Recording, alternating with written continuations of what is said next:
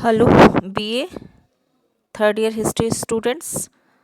आज हम ले रहे हैं अपना टॉपिक मालदीव, जो हमारा राजस्थान हिस्ट्री से है, यूनिट सेकंड का। मालदीव मालदीव कौन थे? गंगा के सबसे बड़े पुत्र थे मालदीव, जो आज हम कर रहे हैं। राव मालदेव राठौड़।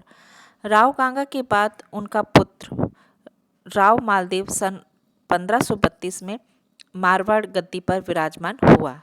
राव मालदेव का जन्म 5 सितंबर 1511 में हुआ था। उसके नाना सिरोही के जगमाल देवड़ा थे। राव देवमल एक सुयोग्य और वीर सेना नायक था। उसने अपने पिता राव गंगा को सोजत की विजय में अपनी वीरता से खुश कर दिया था।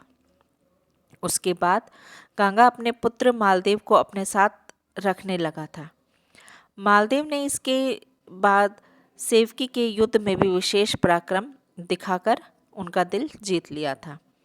खानवा के युद्ध में मालदेव ने गंगा के प्रतिनिधि के रूप में भाग लिया और खूब पराक्रम दिखाया। मालदेव उन सरदारों में था जिसने राणा सांगा को सुरक्षित स्थान पर पहुंचाकर सांगा की रक्षा की थी। ये हैं राव मालदेव राठौड़। गंगा के मरने के बाद 1532 में मालदेव मारवाड़ का शासक बना। तब उसे केवल जोधपुर और सोजत के 2 ही परागने मिले थे। अन्य जगहों के राठौड़ ने अपने अलग अलग राज्य बना लिए थे। ये सब छोटे छोटे राज्य पराक्रम से जीते थे।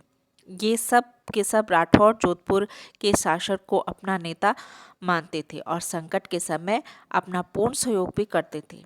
परंतु ये कहने की भी है कि ये सभी स्वतंत्र हो चुके थे तो गलत नहीं होगा।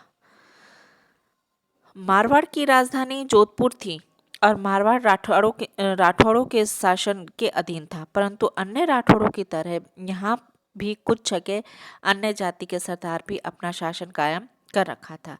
जैसे भाद्रजून की वीर सिंघल, बिलाड़ा की सिरवी और नागौर के मोहम्मद खान, जैसलमेर में भाटी सरदार लूणकरण और डीडवाना फतेहपुर और झुंझुनू में कायम खानी मुसलमान, अजमेर में जगमाल और जालोर में बिहारी पठानों का शासन था।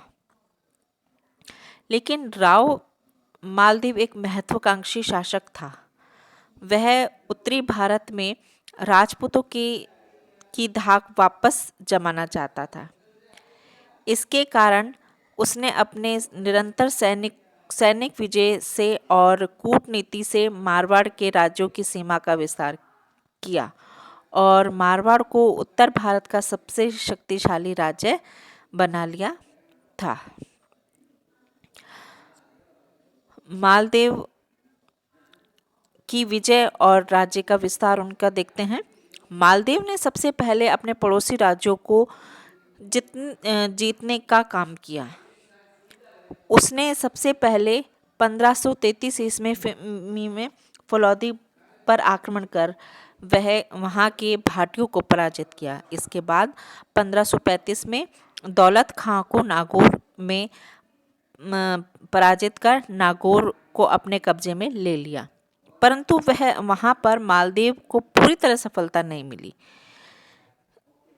लगभग 2 साल के संघर्ष के बाद 1536 ईस्वी में मालदेव ने पूर्ण रूप से नागौर पर अपना अधिकार कर लिया और उसी समय 1536 ईस्वी में बिलाड़ा पर आक्रमण करके वहां के सिवरियों को भी हरा दिया। इसके बाद मालदेव ने सिवाना पर आक्रमण करने के लिए सेना भेजी, परंतु वहां के जो शासक डूंगर सिंह ने सेना को हरा दिया। इसके बाद 1538 ईस्वी में राव मालदेव खुद सिवाना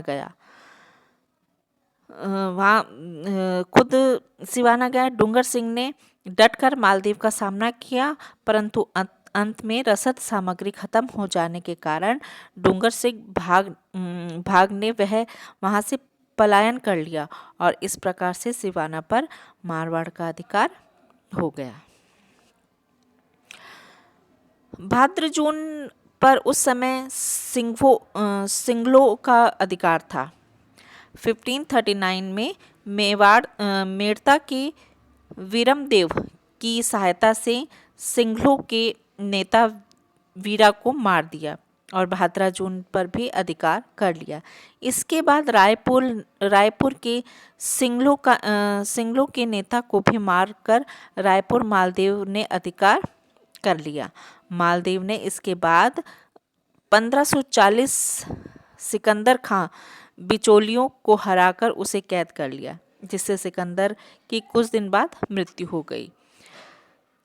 इस प्रकार जालोर पर भी मालदेव का अधिकार हो गया। इसके बाद में कहा जाता है कि किसी कारण जब जालोर पर बिहारी पठानों का शासन था, तब मालदेव ने ही सिकंदर खां को बिहारी पठानों के दमन करने में भरपूर सहायता दी थी, परंतु सिकंदर खां इस बात को भूल गया। मालदेव को ख़त्म करने की बात करने लगा। इस बात का पता जब मालदेव को पता चला तो उसने जालोर पर चढ़ाई कर दी थी।